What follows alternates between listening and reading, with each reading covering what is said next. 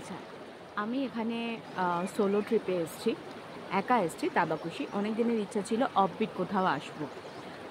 But একটা ভয় ছিল যে একা একা যাবো, যদি কিছু প্রবলেম হয় কি করব তাহলে, বা হয়তো খরচাটাও অনেক বেশি হবে।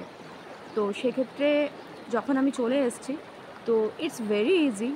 আমি এবং মেয়েদের পক্ষেও কোনো সমস্যা নেই যদি কেউ নর্থ বেঙ্গল আসতে চাও। তো তার জন্য কতগুলো টিপস বলবো, একটু জেনে রাখো। ফার্স্ট থিং, খরচা এমন কিছু বেশি হবে না। কেন কি, আহ, একটু বেশি তো অবভিয়াসলি হবে, সবাই মিলে আসলে যেটা শেয়ার হয় সেটা শেয়ার হবে না। তো যার জন্য তুমি যে জায়গায় যাবে, ফার্স্ট তোমার কাজ হচ্ছে ওই জায়গায় যে হোমস্টে আছে ওই হোমস্টেটাকে ফাইন্ড আউট করার জন্য প্রচুর ওয়েজ আছে। ফার্স্ট তো তুমি গুগল থেকে জানতে পারবে। সেকেন্ডলি হচ্ছে তুমি booking.com-এর থ্রু দিয়ে বুক করতে পারো। থার্ড হচ্ছে তুমি ইউটিউবে প্রচুর ভিডিওস থাকে কোন জায়গায় কোন না জায়গায়, তো সেই জায়গাগুলো থেকে তুমি হোমস্টের নাম্বার বার করতে পারো, ওদের সাথে ডাইরেক্ট কল করে নিতে পারো। এবার যদি তোমার বাজেট পারমিট করে তো তুমি পিক অ্যান্ড ড্রপ নিয়ে নাও, সঙ্গে যেটা সাইট সিনের জন্য যে গাড়ি থাকে সেটা নিয়ে নাও।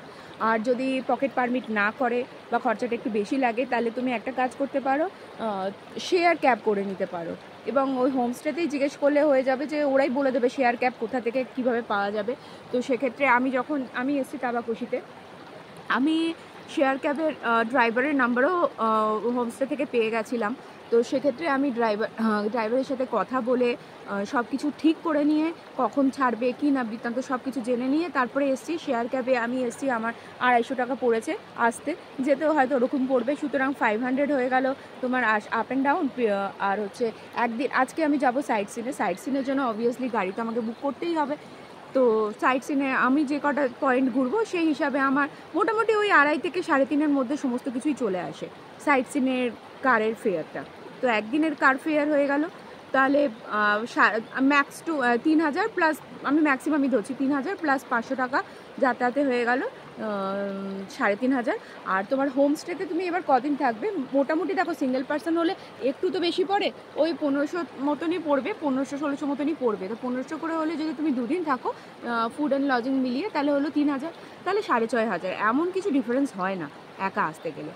আর সেফটির ব্যাপারটা যদি বলো, তো সেফটি আমার তো মনে হয় না কোনো সমস্যা আছে বলে। একটু তোমাকে বাস চোখ কান খোলা রাখতে হবে।